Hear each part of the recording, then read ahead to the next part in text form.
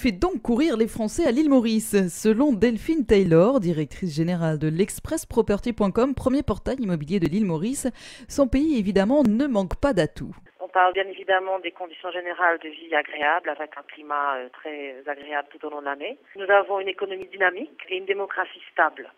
Mais principalement en ce moment, c'est vrai que c'est surtout la fiscalité qui favorise l'investissement à Maurice parce qu'on a une fiscalité très avantageuse, plafonnée à 15% pour les impôts sur le revenu et les impôts sur les sociétés. Il ne faut pas oublier également une filière immobilière très sécurisée, soutenue par le gouvernement qui a multiplié ces derniers mois les régimes préférentiels d'investissement.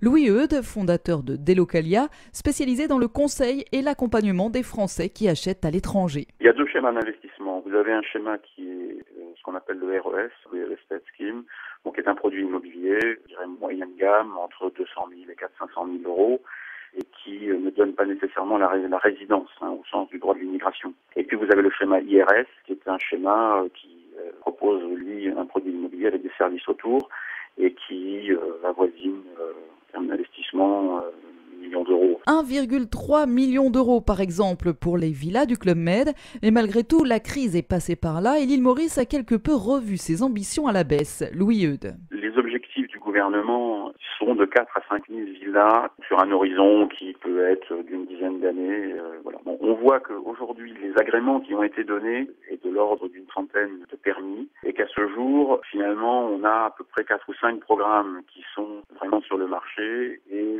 sans doute peu qui proposent une véritable offre avec un certain volume. Ceci dit, à côté des villas reste une autre alternative aux investisseurs potentiels, l'acquisition d'une simple chambre d'hôtel.